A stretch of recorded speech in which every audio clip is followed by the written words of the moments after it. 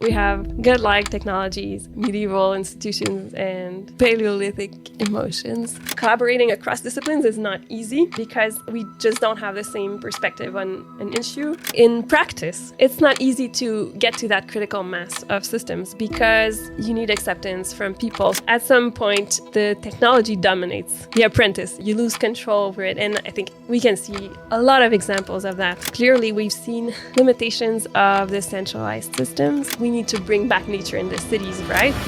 That is Françoise Bichai, Associate Professor in Civil, Geological and Mining Engineering at Polytechnique Montreal, and a passionate water engineer, interdisciplinary scientist, and avid traveler. Françoise studied a Bachelor in Civil Engineering in 2005, during which she worked on NGO projects in South America.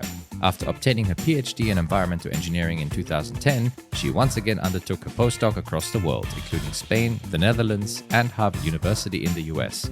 Françoise is passionate about adapting our water infrastructure to cope with growing cities and climate change. My name is Peter Marcus Bach, and this is the Grand Challenges Podcast, a show about inspiring individuals who are stepping up to tackle the global challenges that our world is facing in their own unique ways. We reflect on the many out-of-the-box ways our guests have navigated the complexity and intricacies of the environment at the cutting edges of science, engineering, technology, and design.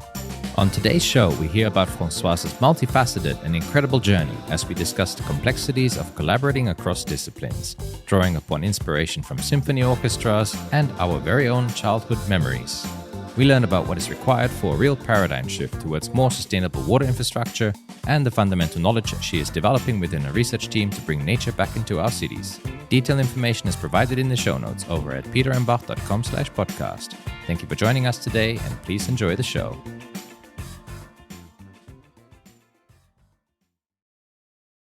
I searched you up, I can't remember, 2 years ago. I was trying to find a profile picture because I was making a presentation and I wanted to include our collaboration in it. And I noticed one picture that I found was that you were at some concert and you were playing the violin. And supposedly it was some really big thing and you won some awards for it. I was like, Françoise plays the violin? I play the violin too. Well, I learned for a few years, but I didn't know that. Yeah. I mean, I've played the violin for a long time. Actually, I started when I was 3. I started playing the piano when I was 4. Yeah, I mean, I find this actually now hard to believe because I have young kids myself and 3 years old, barely can stay still. But yeah, I did start playing the violin very young. And yeah, I played classical music. I played in a lot of different symphony orchestras. Oh, wow. But I think that the picture you found online, I'm not sure if it's the one I have in mind, but it's probably from a completely different kind of experience because when I was an undergraduate student and even a graduate student, I played in a band. Okay. And so that was not classical music at all. That was really different, but it was really fun too. So we did a few concerts and I think that one of the pictures online is from one of those concerts. It looked like you were just ecstatic from a big audience applause and you were just smiling and you were holding the violin in your hand. So I was like, whoa, okay, she's a pro. I would say that from that particular event, we played for fun. It was university students and we played mostly covers at first. And then after some time, we started playing our own songs. So it was a really fun time, but we were definitely not pros. And yeah, I was, I guess, more serious about classical music growing up. As a kid, as a teenager, most concerts that I gave was as part of a symphony orchestra. So I was in the Montreal Youth Symphony Orchestra for a few years. And now we're both engineers. Yeah, we are. How come? How come? Yeah. Well, I guess we're about to find out. So welcome to the show, Françoise. Thank you, Peter, for inviting me to your podcast. And we are in sunny Montreal. It's my first time in Montreal. And it's the first time we are meeting in person. We met 3 years ago, I think. Yeah, I guess it was really just the beginning of the pandemic. I remember our first Zoom meeting when Martin introduced you. Yeah. I was like, oh, Peter Bach. I had seen your name on several articles. And this is Martin Kuller. We've had him on the show as well in episode 3, and I'm sure he will be listening in to hear your story and your journey because you work a lot with him. And yeah, your topics overlap in a way, and you both have very similar ways of approaching a lot of the challenges that we face. Yeah, I mean, if I can say that. Martin, I really liked your episode. So good job.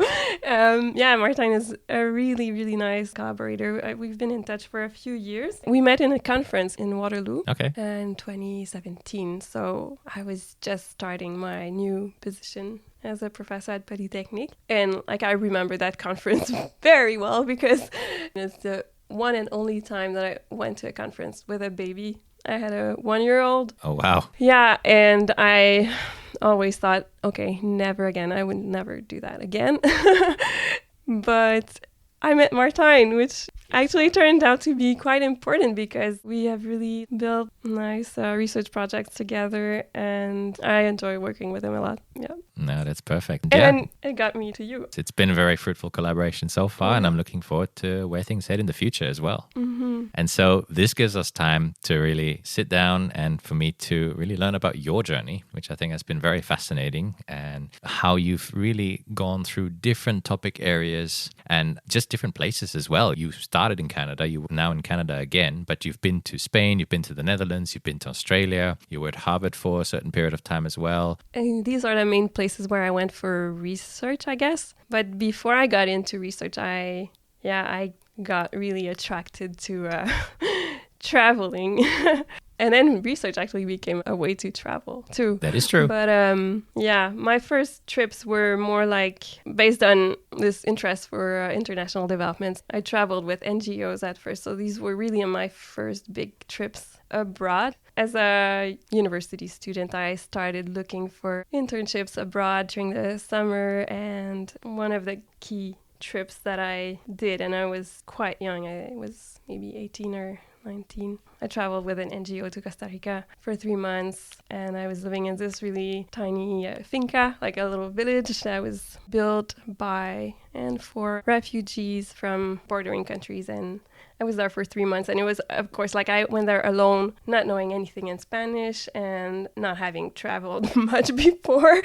And, at a time where there were no smartphones, and it was quite an experience. But I really felt attracted to that social aspect of discovering life conditions of a community that was so different from mine. And of course, that kind of experience leaves a lot of... It leaves an impression on your head. Of course. I mean, when you're that young and that unprepared,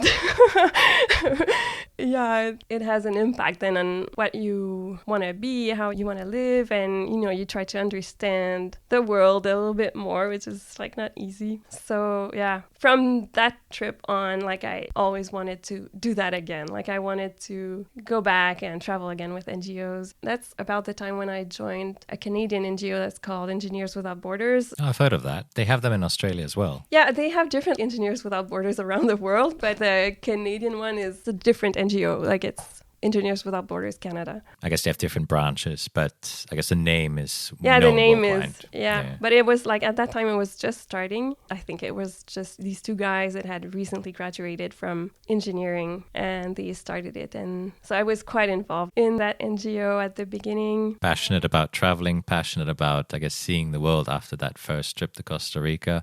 And one other country that I know is close to your heart in South America, actually, and that I think really changed you as for who you are and what you do and what you want to do in the world is Peru. Yeah, Peru. Yeah. So I was an undergrad student in civil engineering, and all year I was looking for opportunities, for my next internship and where next would I be able to go. And I found this NGO, another Canadian NGO that was still called the World University Services of Canada, so WUSC. And they had announced this internship, and they were looking for a civil engineering student. And I was like, well, that's me. And it was advertised as a position for an intern to work on drinking water supply in remote communities in the Andes. So 3,000 meters high in the mountains. It's actually a very fascinating landscape. I've been to Peru myself, and I've hiked through the Andes. Oh, you did? And it's a very different kind of landscape. I guess imagine it's not as shrubby, but okay, at 3,000 meters, you won't expect that. But the colors are just so different. Yeah, it's true. The sunlight, things are really bright. The sun is really strong. But drinking water 3,000 meters up in the mountains? Yeah, at that point, I had not had any training at all in water, like nothing, not one course related to water treatment or water supply. But I was a civil engineering student, and so I applied, and I remember like I was so nervous. I so wanted to get that internship. And I did. So I went there for 3 months, and I worked with a local Peruvian engineer, and I was in a little town called San Marcos. So I think it was about 2,000 people living there, really far away in the mountains. Like it was a really long bus ride from Lima, for example. Yeah. And then they had a water supply system from, water from the mountains in the town, but it had never been chlorinated before. So when I was there, we did the first chlorination of the system ever. And that was all new to me. I didn't really know about chlorine and that kind of stuff. And that was one thing that we did. We sort of had to inject this high dose of chlorine to clean the pipes. And then I remember climbing up on the reservoir where we had to install this quite simple system to have the chlorine get into the reservoir. It was this plastic... a tub? It was like a plastic bucket. Anyway, we had to calculate the concentrations that we wanted. And so I was learning things there. And I guess for the uninitiated who are not as familiar, chlorine typically used to disinfect water, so to remove some of the nasties that could make us sick. Very common chemical. And nowadays we also use ozone, or we use UV to try and make sure that that last part of treatment, so that water is safe to drink. Yeah, I think we can consider chlorine to be the most widely used disinfectant. And it's been used for a long time already. It has some downsides, of course. I like the taste sometimes. And then it also can bring disinfection byproducts in the water. Actually, I have a student who works on that too. Okay. But I mean, it's like a low-cost option. So that was one of the things that happened when I was there. But that trip was something that changed the whole course of your career, your mindset, and how you decided to then pursue what you're doing now. Yeah, exactly. I think it's like the starting point, really, of my journey in water. It really is what took me to the field of water. And I think one of the reasons why I became so enthusiastic about water during that trip was that I think it was the first time that I became aware that as an engineer, you could have a social impact, because I could see, how much water supply in these communities would really affect people. Like it would have a lot of impact on their lives, and they cared about it. It wasn't like just something that was happening in their town or village or, community, and it was important to them. And I had been taking, at that time, it was my third year of civil engineering studies. I guess once you get into third year, you start to see how some of the fundamental knowledge you learn starts to get applied in real world cases. I remember going through my own civil engineering degree. Let's take a structure, for example. You learn forces and loads, but by third year, you're looking at how it applies to a building. Same with water. You learn the fundamentals, and then you actually see how it gets used. Yeah, I think what struck me was up to that point in my studies, first I hadn't learned much about water and environment at that stage, and I wasn't aware that this was part of civil engineering. To be completely honest, I was studying civil engineering and doing fine. I had good grades and I had fun with my friends in university. But what was driving me during these years was not my classes, Yeah. I couldn't say that I felt like a deep connection with the content of the things that I was learning. And my motivation was elsewhere. Like it was in my internships, in international development work, NGOs, the music band, You wanted to get out. You wanted to do things. I had lots of things that were fulfilling and motivating, but Peru was maybe the first time that I felt like I could do some work as an engineer and still have my heart into it, I remember exactly that feeling. It was a really powerful thing when I understood that I felt like I was at the right place doing the right thing, and I could put my heart into it, and I would make use of what I learned in university, but to do something that was meaningful to me and that I could be passionate about and that had impact on people's lives, because I think engineering programs have evolved since I was an undergrad student, but at that time I feel like the human dimension of engineering was completely left out. That it was relegated to the more systematic, technical, calculate things, make sure you tick your boxes and everything works, and that's it. It's strange when you think about it, because engineering and civil engineering, it takes care of a lot of systems and services that are there to serve communities. And, I think it's not so easy to see that. Well, it was not at that time, from the content that we were getting in the courses, and it is evolving and changing.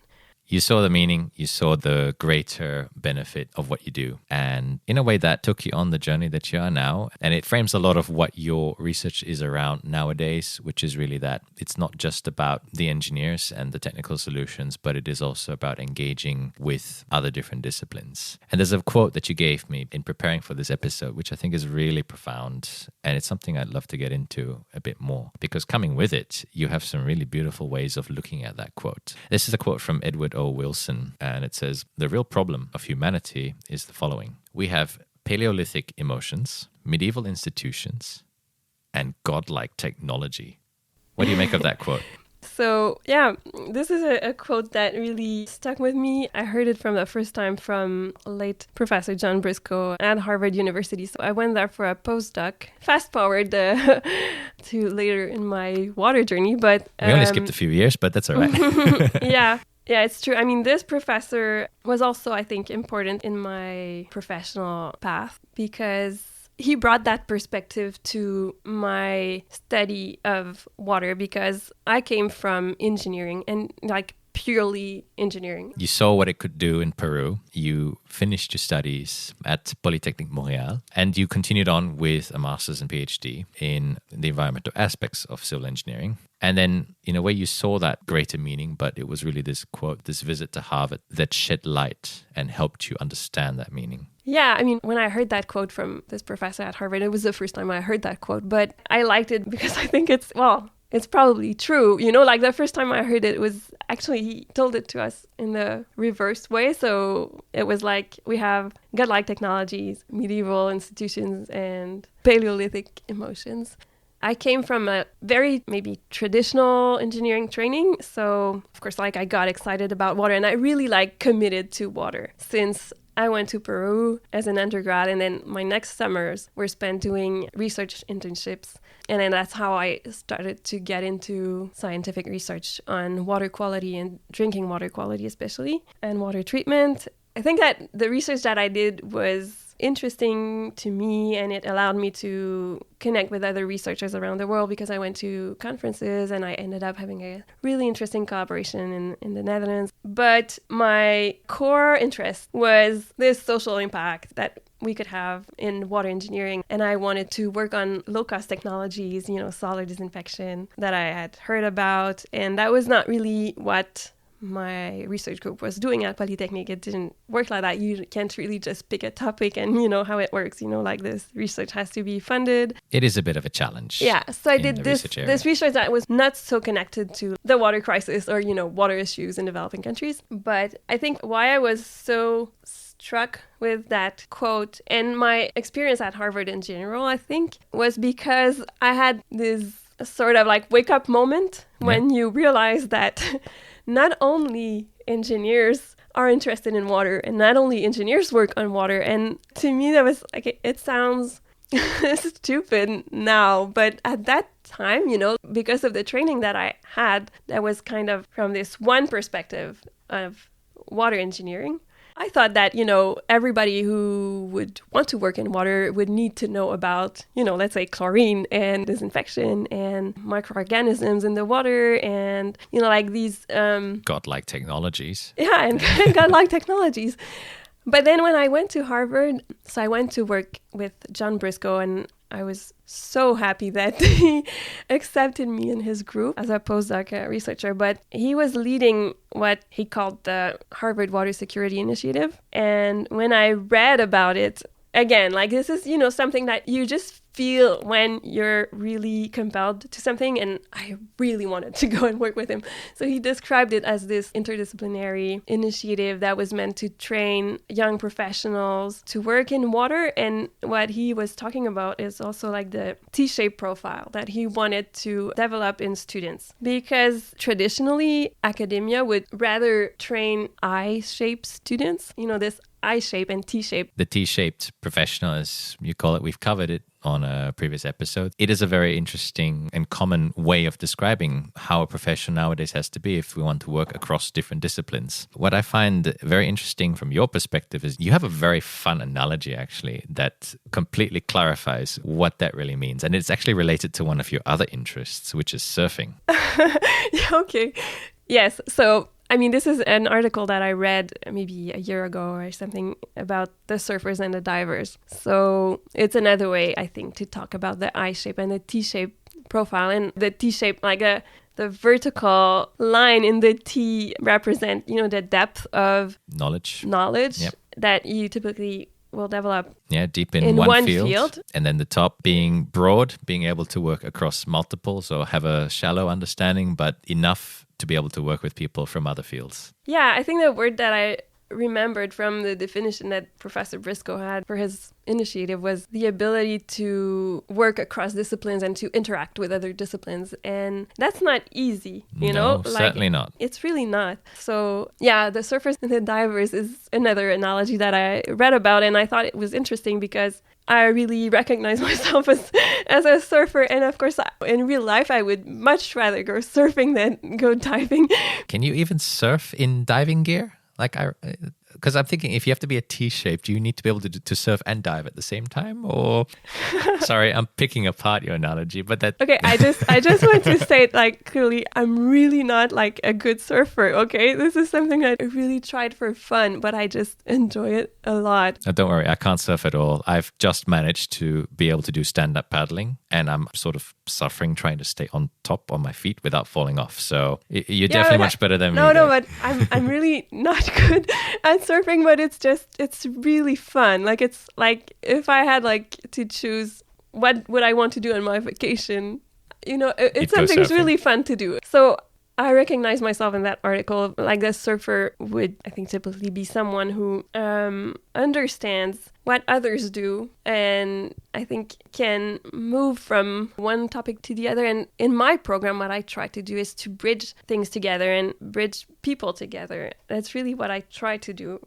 I mean, it's something that's not that easy to accept because I think that academia still really likes people to go deep, They want to know you're an expert of what. Yeah. And of course, you go deep when you do a PhD, you go deep when you do a postdoc and a professor, you develop your program. But I relate more to that image. And I think that article about the surfers and the divers, the point was to say that we need both, It's not like you should be T-shaped. Some people, I think, have more affinities with being I-shaped, and we need the I-shapes. We really do, and I think we really need the divers. We need these people, but I think we also need people to connect them together. That's true. And I think that's what I like most, and that's what I'm going towards now. It's not really easy to get to that conclusion because you still always have to be an expert in one thing. But I think because of my personality and my journey and my interest in the way I think about issues, I think it's putting my work to a good use to bridge people together. I think it's something that does not happen that naturally in academia, and I think we need it. It's what resembles me more, and I'm glad to see that, and I'm happy to do that. This is really what I find most interesting these days, even if it's really hard. It's nice to step up to the challenge, and I think you get lots of exposure to different disciplines and how they do things. I certainly know that from my own experience as well. Yeah, I guess what I also got from Harvard was a glimpse at what social scientists look like, what do they do? How do they talk?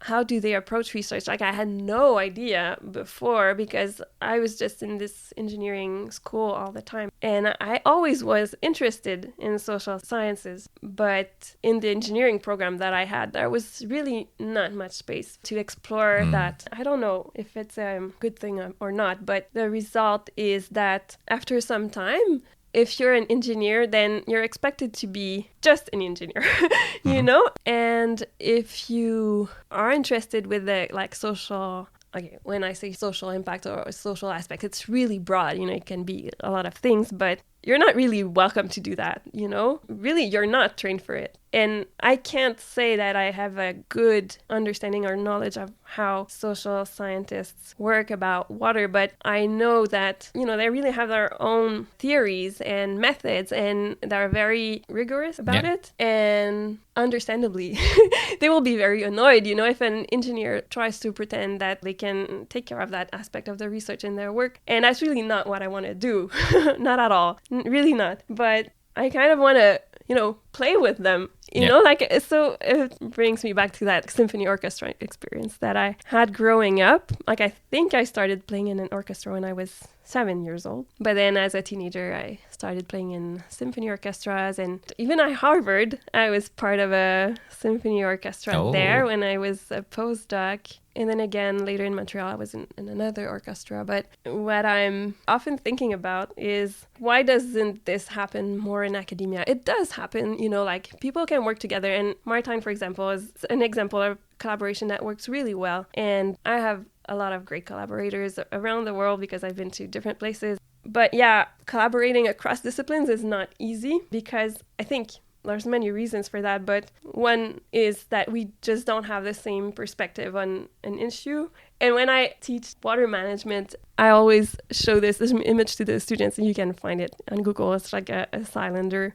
And then you can see the projection from one angle. It will be a rectangle, and the projection from another angle will be like a circle. Yeah, that's very interesting. I mean, it's a really basic image, but it combines perspectives. Once you combine the perspectives from two different angles, you have a completely different picture. You see the whole picture. Yeah, I mean, I think it's always difficult to have the whole picture, but if you combine perspective, you're likely to get closer to a better understanding of the problem. A similar analogy from complexity theory, where the combination of many different microprocesses is not necessarily just simply the sum of its parts. There's some emergent understanding of phenomena that comes out by looking at all the things together in interaction. Yeah, and I mean, it's the same with a symphony orchestra, Sure. Like, every instrument plays their part, but when you put it together, it's much more than the individual parts, and there's an energy that comes from it. I remember feeling that too, as a teenager playing, and you just feel like you're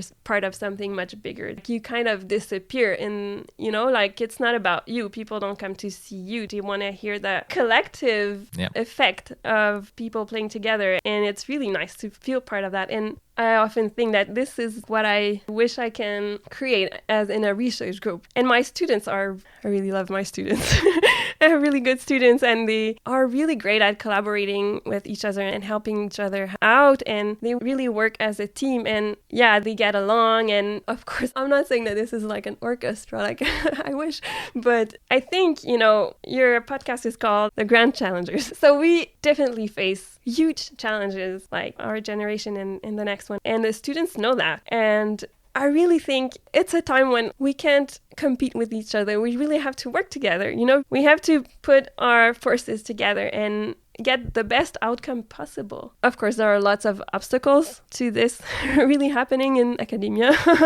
Academia, right?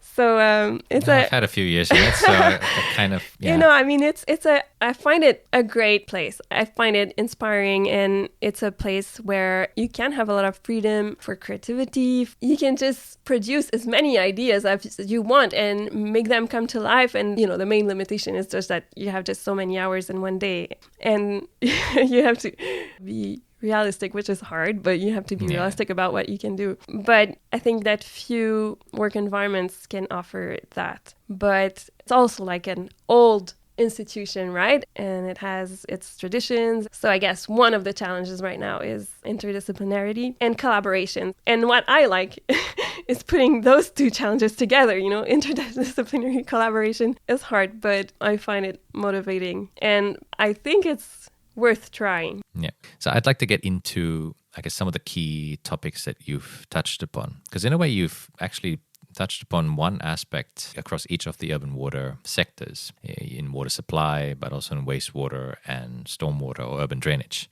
But one topic that was front and center, especially during your time at Harvard, was this issue of water security and various aspects around it. What are we facing at the moment in terms of water security? And I guess there's a big contrast between the global north, the global south, but also in countries which we previously thought were secure. I know Switzerland is certainly one of those examples, but I'm sure Canada with the Great Lakes as well. We are actually facing some serious challenges with climate change. Yeah, we are. I think something that my professor at Harvard repeated us a lot was that water is a very local issue. So it's true. Like if you look at Canada, for example, we have abundant fresh water. I think the number is like 20% of global fresh water for I think we're about 40 million people, so not that many. But there are places in Canada that can face water scarcity, and it seems impossible. But, some towns have been relying on groundwater, and then the aquifer is just not getting recharged enough anymore as compared to, what is being withdrawn. And so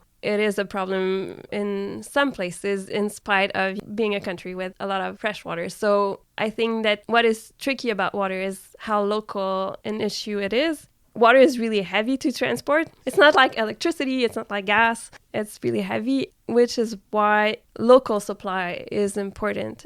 So as part of the water security initiative, I was always focused more on the urban context, right? I've never really studied the rural context or, watershed management. I'm always in the urban environment. So my studies at Harvard took me to Australia. So Australia, as you know, you've lived there. I did notice, actually, you published a paper about that in 2015. And I had just finished my PhD just a year prior. I'm surprised we didn't bump into each other because I recognize some of the authors on that paper. You do? Yeah. Like Ryan Broche, actually. Yeah, okay. Yeah. Yeah. Small world, yet big enough. Yeah, I mean, he was really key in that study. Yeah. So yeah, I went to Australia twice during my postdoc and met with a lot of different people there. But what I was looking for was to understand better how can we plan for secure water supply in Australia. Was a good case study because, first of all, they're quite advanced in water management. Not to mention they had just come out of a massive drought. Exactly. So at that time, it was the end of the drought, the millennium drought. And we've actually covered it on previous episodes. So for those interested, we'll definitely put some links to those episodes in the show notes. I learned a lot about the story of that drought and especially the story in the cities, in the urban environment, and how the water levels in reservoirs were just so low that politicians wouldn't sleep at night because they knew that they had 3 months left of water supply for their 4 million or 5 million people's cities. Yep. And what happened was that in kind of an emergency response, they built all these desalination plants because that was something that was kind of quick to put in place, high cost, but then it kind of gives you access to this almost infinite source of water, which is the ocean. At the cost of energy. Exactly. The cost of energy, and also desalination produces this brine concentrate that then gets discharged to the ocean and has impacts on the aquatic life. But at that time, it seemed like, the one option that they had. And I remember talking to a lot of people from municipalities and governments in Australia, and that was just after the drought, and they felt like they had done it wrong. They felt like it was a little bit like a rush decision. Yeah, but thinking back, I think they did not really have a choice at that time. They didn't know that it was just about to start raining, and then they had floods, and then they didn't use the desalination plants for quite some several time, actually, years, and then the population was not happy about it because consumers pay for the water and the tariffs went up. And so at that time, I discussed with water utilities and also governments how to develop an approach that would allow to do better than kind of these rushed emergency decisions, which have important costs. And so that's when I started looking into alternative water supply sources. So you had 4 different key sources that you looked at in this study that you did in Melbourne, which was stormwater, rainwater, centralized wastewater reuse, and decentralized wastewater reuse. I guess the 4 possibilities out there. I guess one of the interesting things I learned from that work was the benefits of harnessing alternative water supply sources and also the challenges of it. So I think what I understood was that you kind of need a critical level of supply from these alternative sources. So we're talking about smaller scale, decentralized sources. but from water that comes from within the limits of the city, right? So water that is already in the city. But you kind of need to build enough of these systems so that they have an impact that is significant enough so it can avoid costs of the larger systems. You know, like at some stage, if the city continues to grow, then you will have costs of upgrading the centralized systems, and these costs are high. So if you build enough of these smaller systems, you can eventually avoid these costs. And if you put the benefits of all these systems together, then you can outweigh the advantage of centralized system, which is often justified as cost efficient because you have an economy of scale, right? And in the decentralized cases, we're starting to see research emerge on the economy of density of these systems. If you can get a critical mass together, then oftentimes that's much more economical than if you just built one here and one there, because you're still focused on, I guess, multiple types of systems. Yeah, and what I also remember from that work was that one of the challenges, well, in practice, it's not easy to get to that critical mass of systems because you need acceptance from people. So this is not something that can unfold overnight, you know, like in an emergency response. Yeah. That's why at that time they couldn't turn to alternative sources, because you need time. You need to build that critical mass over time. And you have to approach it strategically. Yeah,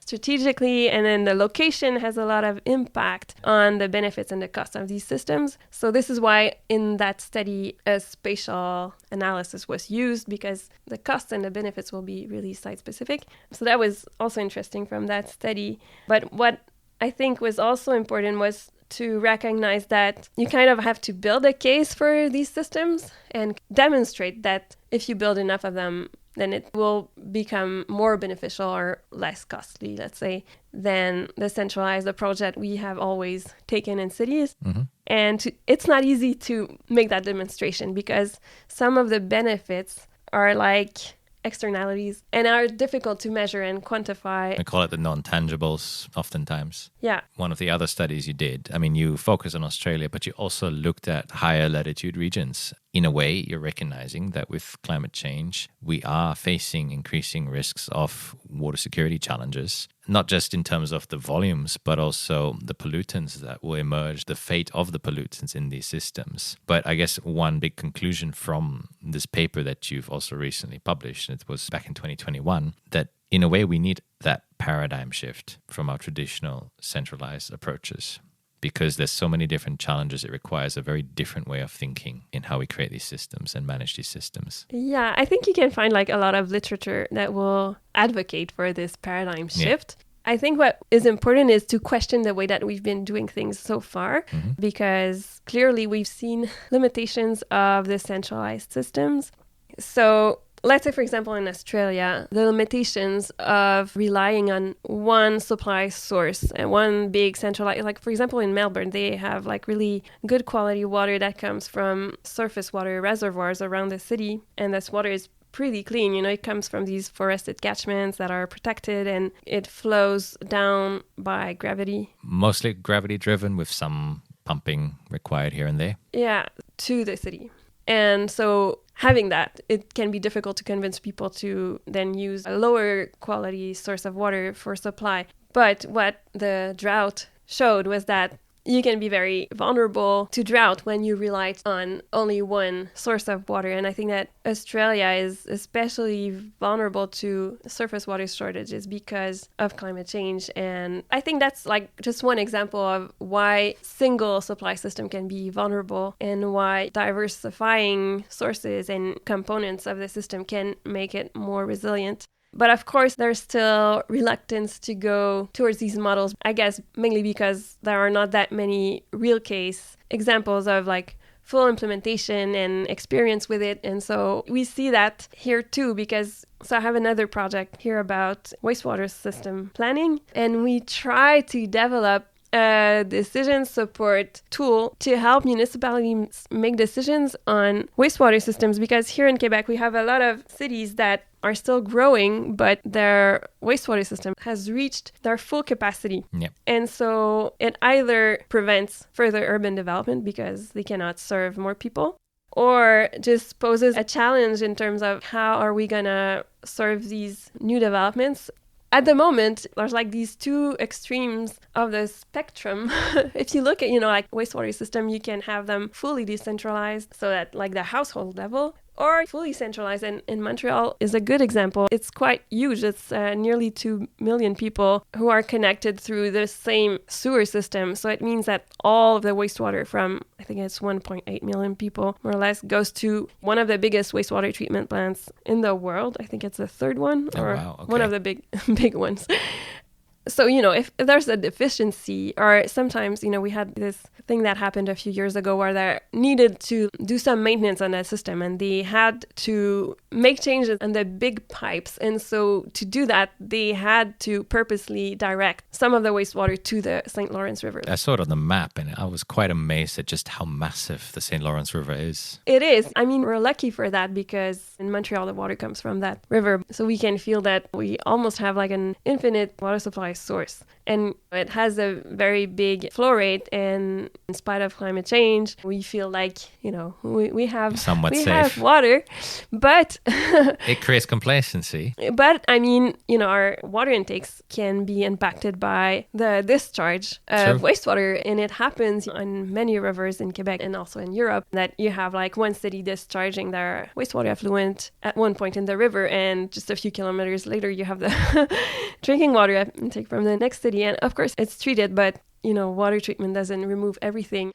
So, but basically, like, these are the two options that municipalities will consider for now, either putting septic tanks of fully decentralized systems or augmenting the capacity of the existing centralized system. And what we are trying to do in that project is help municipalities decide between the two extremes of that spectrum. There are other options, and this is where we can talk about satellite wastewater systems. So that would be just like a smaller wastewater treatment plant that will have like its own sewer network, and it can be connected or not to the main sewer system of the city. So it's like splitting the city into sub-districts, and you have just the sewer network for that part. Yeah, you could have that. So that would be referred to as satellite wastewater system. But you can also have just a group of houses sharing a wastewater system, or at the scale of a big building. And so there are like these intermediate scale options. Yeah. Well, in our project, we tend to call them hybrid options. But what we mean is, by hybrid, we mean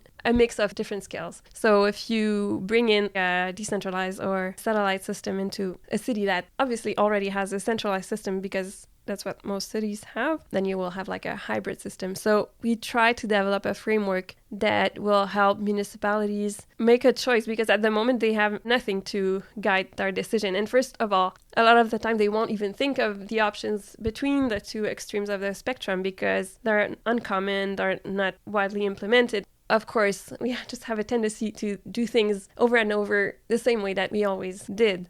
So we had the chance to work with a municipality that's really like open-minded and wanted us to think outside the box. And that's nice, because he's really open to us proposing different types of options across that scale. And so, yeah, we've had a student, and now we have a second student working on that, developing this framework to try to take into account like the very broad dimensions of that problem. So, it's not only technical, but there are like environmental and social aspect to these different systems. So that's what we're trying to do. I think at the moment it's still like a first draft, but, go towards supporting municipalities with making those choices so that they don't necessarily have to go back to the same centralized model that we keep perpetuating. And decision analysis is really where you're at now, and not just within the wastewater sector, but also in the green infrastructure, which we'll get into.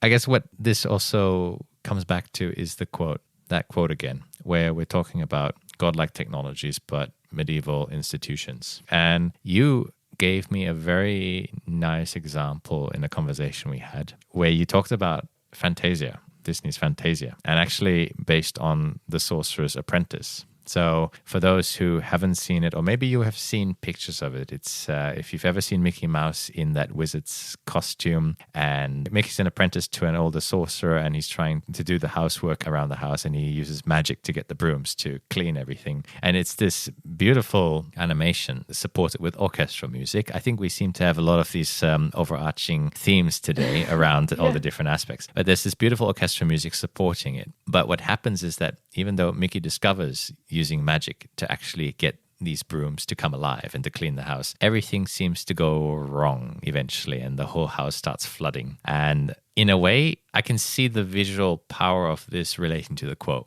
because we may have these godlike technologies. In a previous episode, episode 16, our guest also referred to the fact that we have technologies to solve the challenges of our world, but we are missing other ingredients of it. In your case, what I'm sensing is it's institutional challenge. There's also the economic challenge, but we're also having an institutional challenge. In coming back to the analogy, Mickey not mastering magic enough to be able to use the technologies. Am I sort of getting your gist here? Because I think it's a very elegant and visual way of describing it. Yeah, so first, thank you for summarizing that movie, the Sorcerer's Apprentice part of the Fantasia movie. And I just want to say it's a really old movie. I think it's from 1940, and it's much older than me, okay? But I saw it as a kid, and this part about the brooms just stuck in my head. And I think what I understand from it is that sometimes I think that humans get really attracted to technologies, and we like to turn to technology to solve the problems. And, you know, you can see it now with like electric cars, for example. You know, you think that a different technology will allow us to keep living the same way or even more comfortable and not destroy the planet. But I think we can see that it's probably not true. And in The Sorcerer's Apprentice, what I gather from it is that at some point the technology dominates the apprentice, you know? Yep. You lose control over it. And I think we can see a lot of examples of that around us, you know, like what percentage of the population is addicted to their phones or the dependency on cars. So I think we can see it in the cities, in the way that cities have been developed. And I think cars could have been a great invention, a great technology, but was it meant to become so present that, you know, we built our city around it and have so many lives around it as well. Yeah. So I think this is why I think a lot about that movie when I see our relationship to technology. So I think if you want to talk about the project on green infrastructure, one of the things I like about it is that there's a lot of attention now on green infrastructure. A lot of people are attracted to that topic from a lot of different disciplines. And of course, you know, it's a topic that is multidimensional and multidisciplinary. So I think it gathers people from different disciplines around one type of system. But I think what we're talking about now is we need to bring back nature in the cities, right? And we have dominated the environment to make it more convenient, for example, for cars. And now we realize that actually nature has a very key role to play in our urban communities, and we want to bring it back. And that is really your other arm in the decision support research that you do.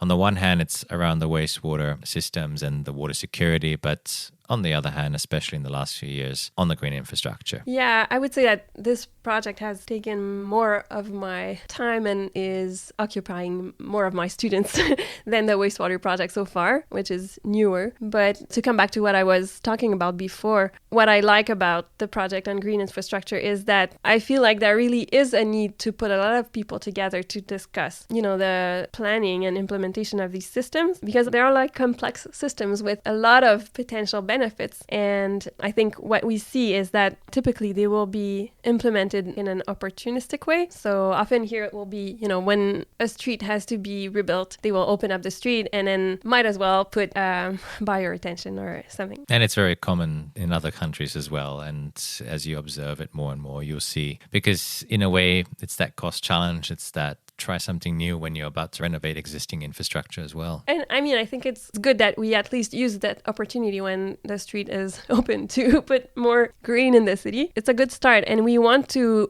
also acknowledge that this is a very practical aspect of implementation. It's costly to open up a street or any paved area in the city. There's a cost to changing that to green space. So, but in the long term can be potentially counterintuitive as we start to end up with many assets that may not be where they should be, or where they're best strategically placed. Yeah, exactly. So that's a bit of our question in that project is, can we plan these systems more strategically over the whole urban territory in a way that will, well, have to be careful when you use these words, but like maximize, let's say, their side benefits. Yeah. And also, I'm sure you hear a lot about the question of equity when you talk about urban development and the distribution of those benefits in the city. Something people often forget, because I guess when you look at it, and there's studies that sort of prove this, that house prices tend to go up where there's more greenery, and green infrastructure, being nature, can actually lead to that. But if you're putting it in places, you got to also bear in mind that there are some knock-on effects, particularly on like house prices, and this can then change neighborhoods' economic status and, you know, make places more expensive as a result. Yeah, of course, that's a big topic. I think we refer to that as like eco-gentrification or green gentrification. Oh, interesting. Yeah. And there are experts on that topic. It's quite complex, so I wouldn't pretend to be an expert on that at all. But you, in a way, looked at two aspects that I think are particularly unique because you're in the Canadian context. On the one hand, looking at these systems in the winter, and like in Australia, we research them, but we don't face nearly as much snow as you do in Canada. In Switzerland as well, there are some interests in how these systems will perform in the snow as well. And then the other aspect is how they relate to a lot of the other existing infrastructures in the city, which I thought was very interesting because you also look at the mobility aspects. They do promote a more active mobility. Before I get into those two, I'm not going to ask you what your preferred term is because you do have a preferred term. I usually ask all my guests what their preferred term is for this. But you actually have two terms. On the one hand, you call them green infrastructure, but you also use the term green stormwater infrastructure. Could you comment on why you use these two terms and what the subtle differences are between them? Yeah, okay. So now I think you're talking about the article from Lemieux et al., Yes. which was just recently published. So this is the work of a master's student, and an excellent master's student, by the way. And I was her co-supervisor, so I was in the lead on that project. So her supervisor was an expert on urban mobility. And so this is why we worked together on that topic. But this article that was published was a literature review. And she did that because, for example, in our decision support tool, we tried to take into account the different potential benefits of green infrastructure so that we can take them into account in the decision and the choice of the location. So one aspect that you will read about is that, okay, so it will improve active mobility. Like if people are surrounded with trees or green areas, they will be more likely to use active transportation like walking or biking. But this is like kind of something that we assume is true, but had it really been demonstrated? And that's what she wanted to check. She really did like her homework as a master's student who was going to work on that topic to see what's in the literature about that. And I think this is why she decided to make the difference between green infrastructure and stormwater management infrastructure, because what she found out was that there is a lot of studies that talk about green system, like more broadly, like, for example, trees or green spaces. But these systems are not put in place purposely for stormwater management. Yep. So she wanted to see if you select for the systems that are put in place thinking of their purpose for stormwater management, then can you still find reported benefits on active mobility? So this is why, because otherwise she would have gotten lost. There's a lot of literature on other types of green systems, but she really wanted to see that synergy between planning for stormwater management and planning for mobility, and so that's why she focused on these types of systems. I tend to use green infrastructure a lot, I know, but I think the reason why is because in Quebec, we mostly work in French, and so when we hear about that type of system in French would be infrastructure verte, and so it's just a direct translation from that term. But I mean, you hear all the different versions in French also, of course, but you know, like nature-based solutions can be translated to French and is also used in French, but maybe another reason is because I usually work more in the urban context also. Yeah, in Switzerland, the common French term translated from the English is ville-éponge, sponge cities. Ville-éponge, ouais. Yeah, okay, I understand. But that would refer to the city. Or it would maybe be equivalent or close to like the water-sensitive city. Water-sensitive cities paradigm. Yeah, exactly. But I mean, it doesn't refer specifically to one system in the city. No, definitely not. It's about the whole practice of it, which encompasses all these green infrastructures. So, yeah, to increase infiltration. how's my French? Ville éponge avec les infrastructures vertes. Yeah, your French is great. Oh, merci beaucoup. Anyways, but good to clarify that. It's nice to see also the reliance on the term green infrastructure compared to any other variants in a way because of the familiarity in the French. So I guess the green stormwater infrastructure would be a subset of green infrastructure. But yeah, exactly. We need to bear in mind that green infrastructure can be things that are not necessarily designed for stormwater, but will still deliver ecosystem services like heat mitigation or, in the active mobility case, traffic calming measures as well. If you look at the subgroup of green stormwater infrastructures like bioretention or swells, there is much less literature documenting like directly this synergy. Although design guides do often like to illustrate how they can be used as traffic calming measures, which I guess has an indirect effect on active mobility. Yeah, exactly. That's true. But I mean, she wanted to know what was already well documented so that she could design her own study better. And I think she realized that a lot of the studies out there are mostly qualitative. Okay. And also, I think if you look at specifically green stormwater infrastructure, there would be a need for more studies to help identify the more nuanced effects between different types. Yeah. She also noticed that, you know, about these indicators to measure the level of greening in the city. So some of these indicators exist for more broadly this group of green infrastructure that are not specifically green stormwater infrastructures. So there might also be a need to investigate a little bit further on how we can quantify specifically green stormwater infrastructure in cities so that then we can better assess their impact on mobility, let's say. So these are some of her findings. And then she did a case study in a city here in Quebec where she looked at recent green stormwater infrastructure that had been put in place, and she tried to analyze through interviews and focus group discussions and a survey how they were perceived and how they had possibly impacted mobility habits from the population. So this is an article that is under review at the moment. Okay,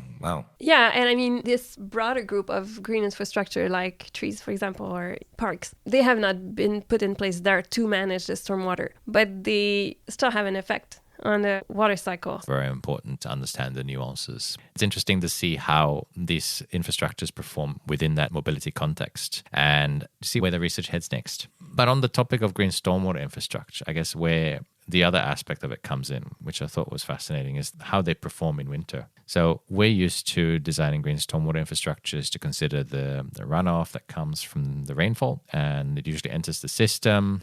In Australia, for example, you can design these to manage the water quality in the stormwater, sometimes more so than the water quantity. In other places, I think in North America, there's a lot focused on the actual volumes of runoff, because if you can manage that, you're kind of ticking the box on the water quality automatically. Variations all the way. Some people look into using them to mitigate flooding as well, although I'm not so convinced in some of the work I've done. But snow, it's kind of stuck there. It doesn't flow until it melts.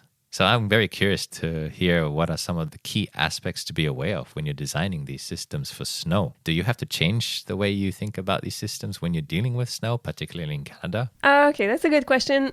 I wouldn't say that I'm an expert in the design of the system, but I think we are implementing green infrastructure here in Quebec. We have a northern climate, so we have tons of snow in the cities in the winter. And of course, people wonder, okay, these systems have been implemented in urban areas that really don't have that snow challenge or just this reality of the snow. And what happens in our context? Are they still efficient? And I think that so far experience shows that they are still efficient in our climate, and plants that are selected, I think, are chosen being aware of, they have to survive the winter. And there's lots of plants and even flowers that survive our winter and grow back every year. Of course, there's attention being put to finding the right type of plants. I think there are a lot of other challenges with the snow. For example, when it snows, when we have a snowstorm, which happens often, we have to remove the snow from the streets so that, again, the cars can drive.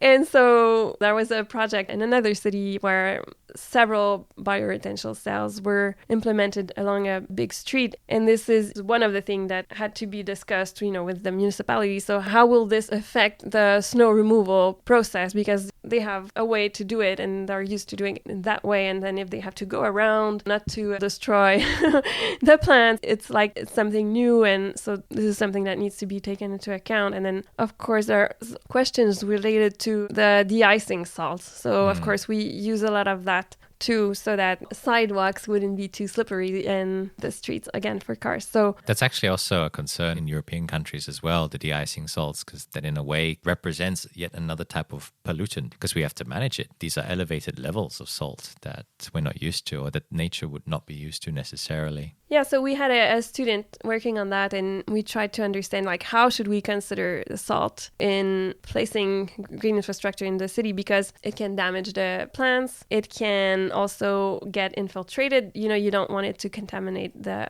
groundwater, especially if the city relies on groundwater supply. But on the other hand, what we wondered was, could the green infrastructure be beneficial to control the salts and remove salts and avoid having such high concentrations of salt in the runoff? So instead of actually worrying about salts contaminating or killing off plants, to actually design the system so that it can manage that, because you're trapping it somehow. It's like the question that we had, how should we consider that? And so, you know, there are really experts on those topics, and we refer to them so that we try to represent that in the best way possible. But yeah, the student who worked on that project also did some modeling. I thought that was quite interesting. That in a way, you have to think of the melt as also a steady stream of water flowing into the green infrastructure, just delayed from when it was deposited. Yeah, exactly. I mean, we tend to forget about that, but the tricky thing with modeling the snow is that it doesn't flow at the time that it falls, because when it falls, it's solid and it stays on the ground for weeks. That's true. And then later it will melt, but then the melted snow will contribute to the runoff, and there's this big delay. So there's all kinds of different factors to take into account when you want to model that, but there's actually like a module that you can use in SWIM. The stormwater management model by the US EPA. Yeah, and so it has these functionalities that you can add to it so that you can model like the built up and the meltdown of the snow, and then be able to take into account that flow rate in the runoff. It's quite complex actually, and there's a lot of variables to consider, such as, you know, like the threshold at which rain will fall as snow, temperature threshold at which snow will actually start to melt. There is also a way to consider like the different snow management practices. So snow can be either pushed or picked up, and this will make a difference. So there was all these interesting elements that she was able to include in her study. It's an area I've never even thought of looking at before, because I guess I just don't experience it as much. I'm doing that now in Switzerland, but I guess in Canada it's a bigger issue. Yeah, I don't know. I wouldn't be able to say if, for example, in Switzerland or in other European cities, how much of an impact it would have on your results. But I think the conclusion for me that is important from this study is that it does make a difference on the amount of runoff that you find and the performance of in this case, we use bioretention cells. Actually, we do, a lot of SWIM studies here, but we usually don't include special considerations for snow. And it seems like it would make a difference if we do. So I think that's an important result. And I think we see, for example, that during the snow buildup,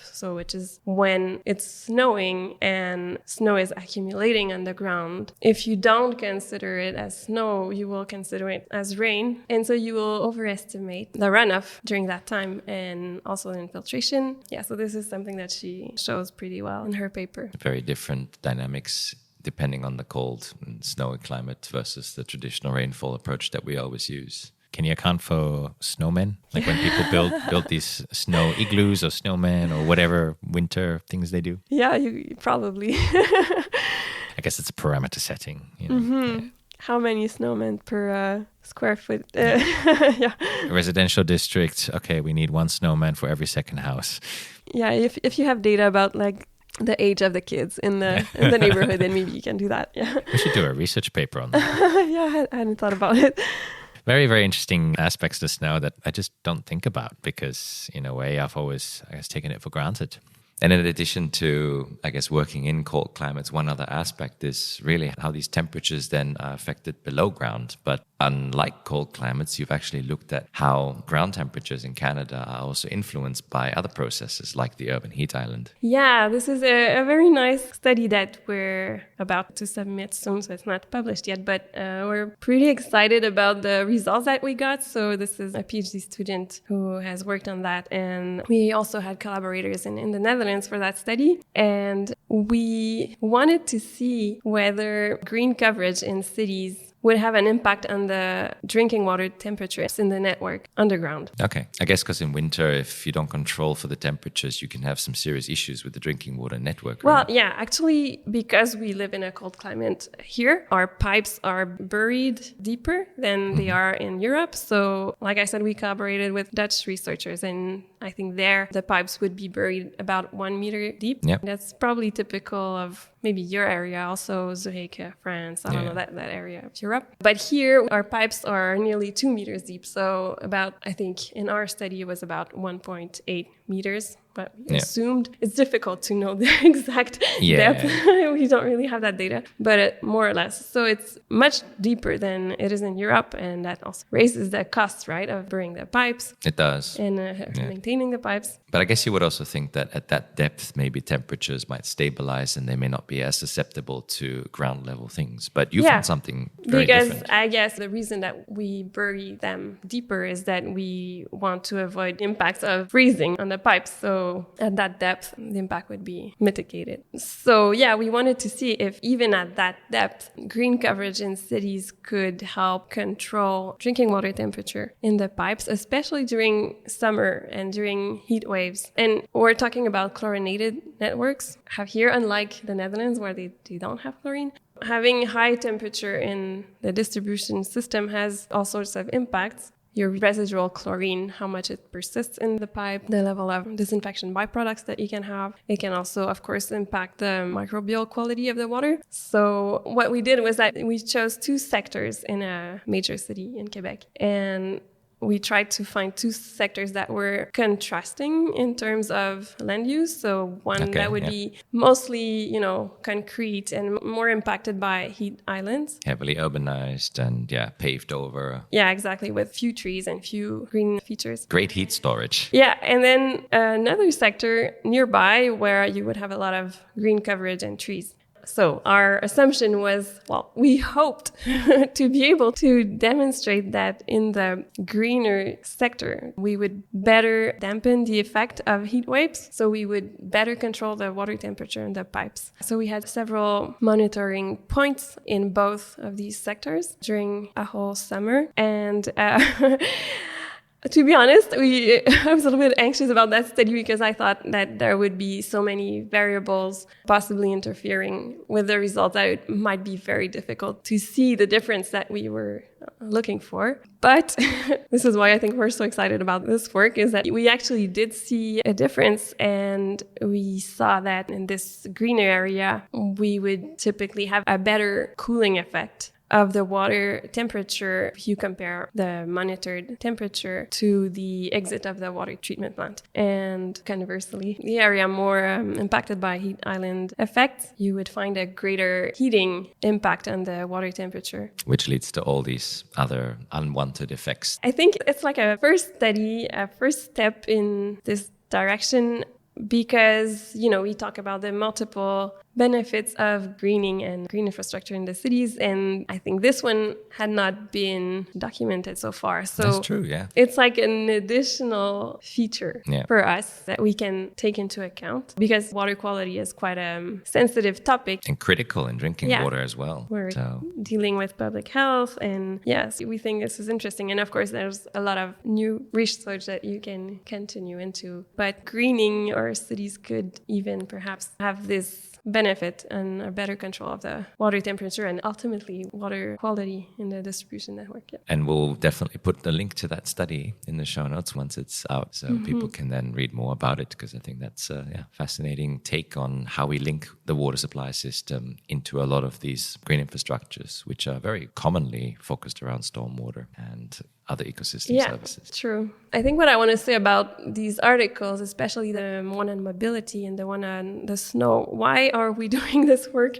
The original reason to dig into these elements is because we have this broader project where we're working together with Martin Kohler on redeveloping Santo, and we're redeveloping it for the Quebec context. And just to clarify, Santo is the planning support tool for green infrastructure that Martin developed. For those interested, you can tune into episode 3 to hear more about it. Yeah, exactly. So working with a lot of municipalities and environmental organizations, ministries, and a lot of partners here, because everyone is actually quite interested in supporting better their decisions on planning where to put these green infrastructure in the city and how to account for their whole range of benefits. And just to be more strategic about it as well. Exactly, be more strategic. Well, we try to include in that work how to distribute these benefits in a more equitable manner. And that's not simple either. So in doing that, we're developing this framework that includes a broad range of criteria. And we need to find a way to represent these in the tool that we're developing. And often we find that there is a lack of information on how to do that. So this is why we have students getting into these different, more specific aspects of the green infrastructure and to try to provide answers that can help us represent these benefits better in the tools. Which is a great strategy. I think it's important to delve into the fundamentals to understand in that discipline what the general theory is and do this rigorously before making assumptions about that particular category in a broader assessment. Yeah, and I mean, of course, we're consulting with a lot of different experts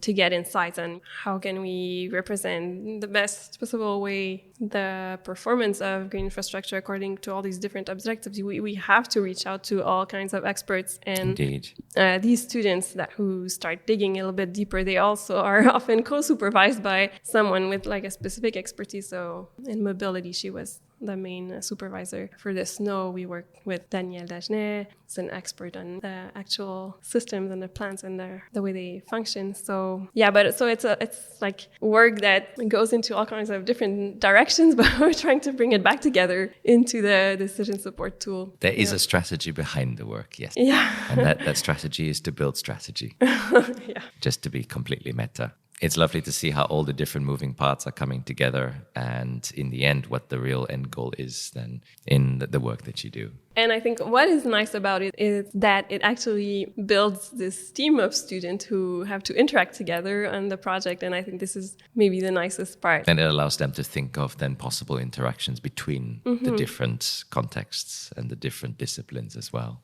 Françoise, this has been a very wide-ranging conversation about all the different aspects, but I think really highlights the importance of interdisciplinarity and how you've taken your initial venture into engineering and turned it into something that allows you to interact with many disciplines and to also understand and be open to working with new disciplines as well. Like I do with every guest, I want to get into some key questions so that listeners can learn even more about you. And Peru has been one of the biggest inspirations that has really shaped you. But was there another key moment or a book or paper you read or an event you attended that completely changed the course of your career or mindset? Yeah, if I'm trying to think of like one specific moment, I can think back on a conference that I attended just after I finished my PhD. And as I said before, I work specifically on drinking water quality and treatment, and especially on microbial water quality. And I attended this presentation that presented some work about wastewater reuse for agricultural irrigation. And it was somewhere in Africa, I forget which country, but I remember seeing this picture of like two lettuces.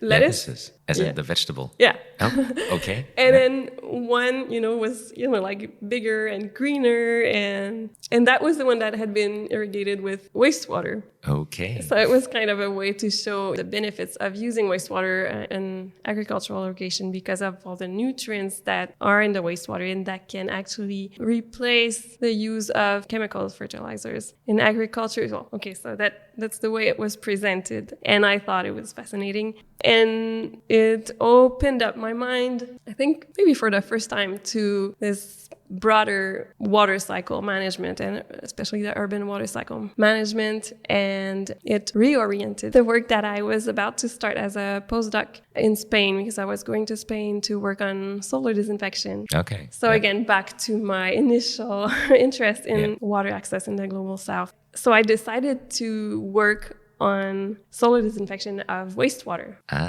for agricultural irrigation. And I actually used lettuce. You actually used lettuce? Because actually lettuce is kind of the highest risk in terms of microbial risk, because it would be consumed raw. So there's a good reason for using and it. These green leaf vegetables are directly exposed to the irrigation water. Anyway, so this is how I started to, I don't want to say move away from drinking water, but open to the more like integrated urban water management. And this is what I decided to keep working with afterwards as a postdoc. And as we explored earlier, you did come back to the drinking water eventually in a slightly different context. Yeah, so, it's true. Yeah, that's a very big event, and I guess you have lettuce to thank. I can thank the lettuce. Thanks for lettuce. So waking up day to day, what inspires you to do what you do now? We've heard a lot about the different aspects, but the drive that you have, what do you get inspiration from nowadays? Day to day in my work, I think my first motivation is the students. You know, the graduate students that I work with in research are really inspiring people, and they're driven and they want to contribute to society, and they have an open mind and they work with their heart, and, you know, they want to understand the impact of whatever they will do as engineering students.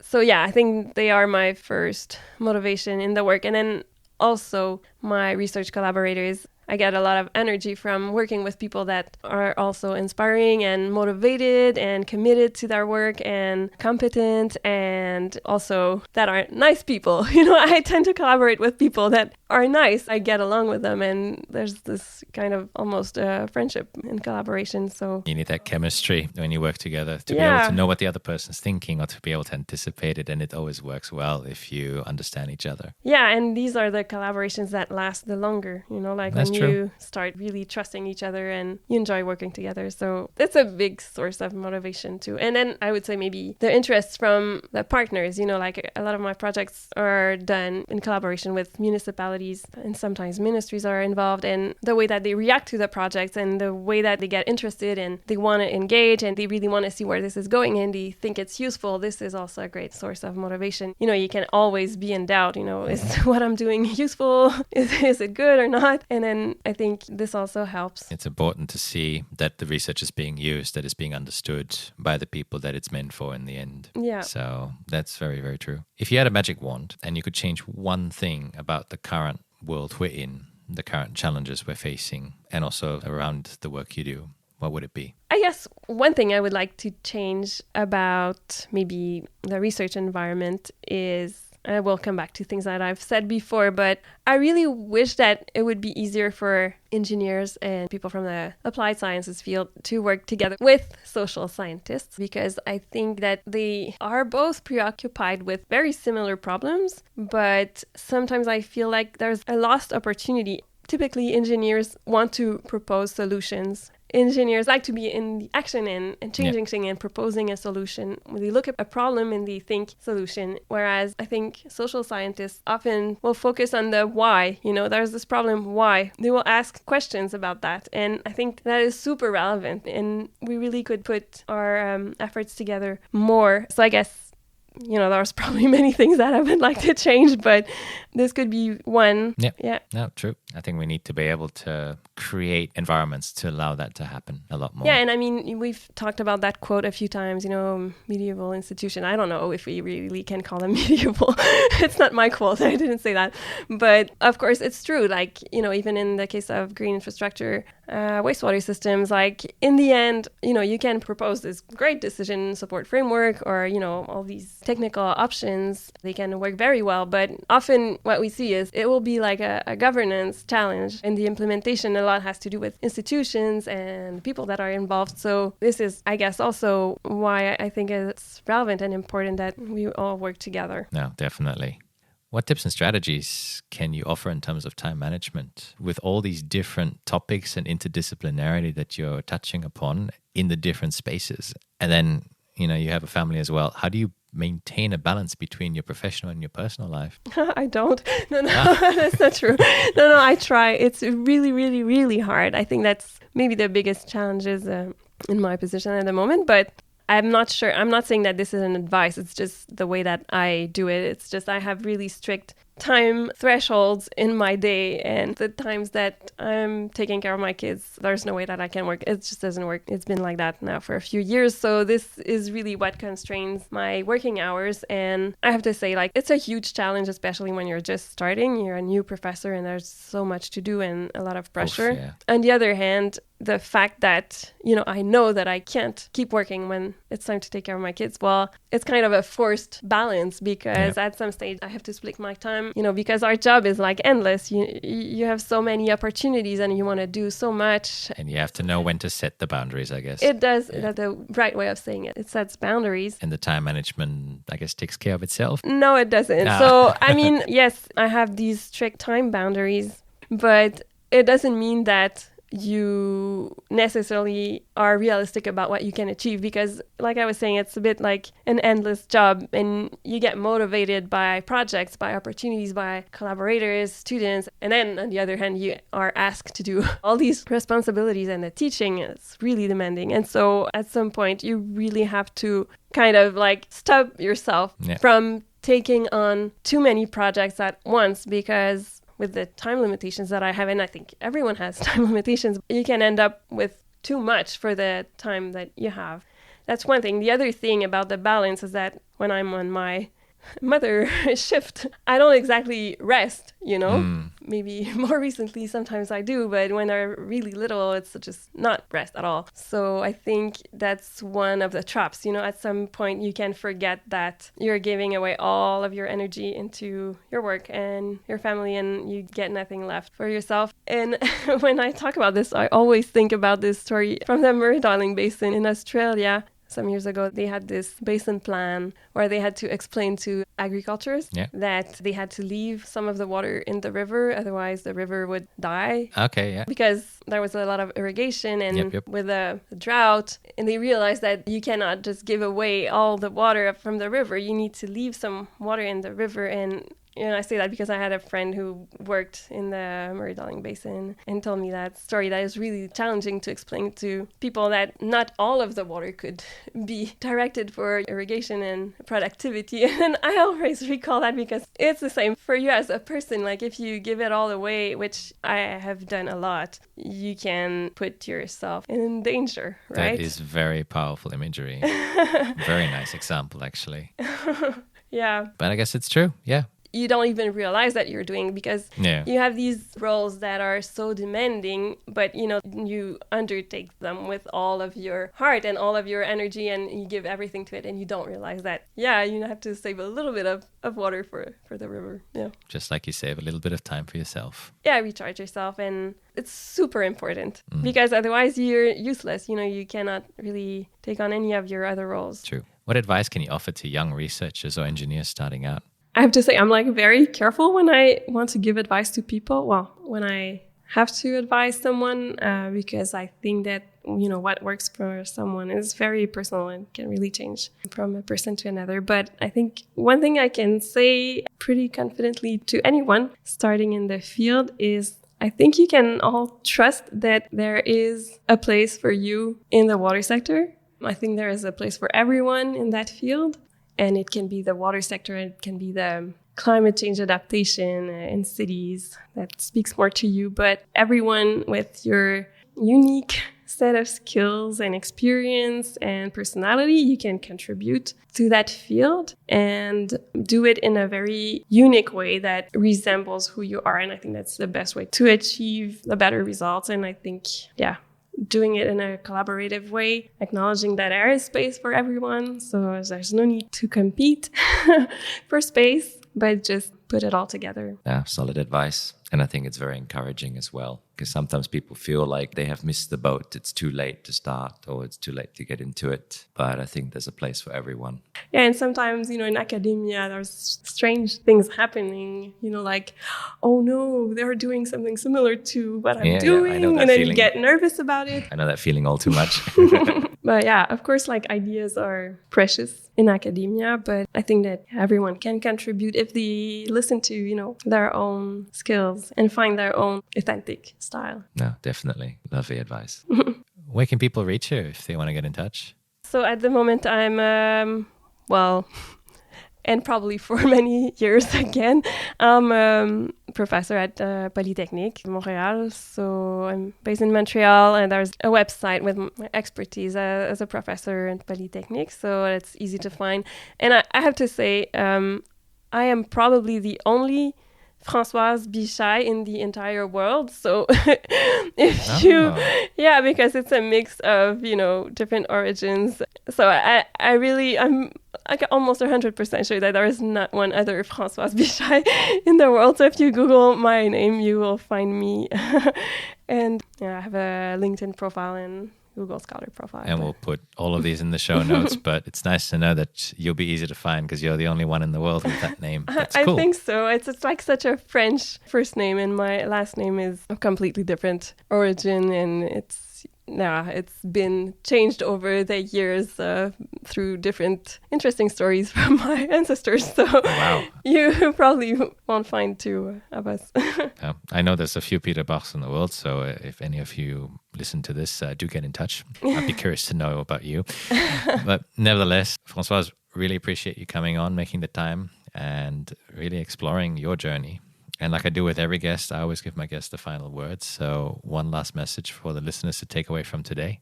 I think I would like to end the session by congratulating you on this amazing project that you have with the podcast. Thank you. To say I've been really impressed with how professional you are about it and how passionate you're about it. And as I told you before, I think you have a very good radio voice. Yeah. So I'm happy that you're making use of that. And I think it's a very generous thing that you're doing, putting in all that effort and time into, shedding light on your colleagues' work. I think this is something that we rarely see in academia. And I think it shows how devoted you are to the field and making it accessible to a large number of people. So congratulations. And thank you very much for inviting me.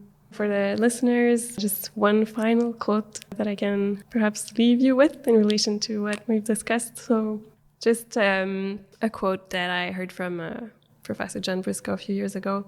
Innovation must walk on two legs, infrastructure and institutions. So bringing us back to the need to work across disciplines. Thank you very much. And that wraps up our inspirational and well-traveled episode with Françoise Bichai. For more globe-trotting tips, the latest news on symphony orchestras or cover bands, or just a guide on how to build a resilient snowman, check out the show notes for more information over at petermbach.com/podcast. And as always, thank you listeners for tuning into this episode and for your feedback and support. If you're enjoying this show, I would be incredibly grateful if you could share this podcast with your family, friends, colleagues, and even fellow engineers. Please also do subscribe or follow this podcast on Spotify, Apple Music, or wherever you are listening from to be notified of the latest release as soon as it becomes available. If you're curious about me or my work in general, you can also check out my website or social media. Head to petermbach.com, my YouTube channel Peter Marcus Bach, that's Marcus with a C, or follow me on X, formerly Twitter, at petermbach, or Instagram at petermbach87. Feel free to reach out to me with any feedback or guest suggestions so that I can keep improving this show. The podcast's intro and outro song is called Starsky by Alex Kieran. Stay tuned for our next episode and next guest to hear how they are tackling the grand challenges.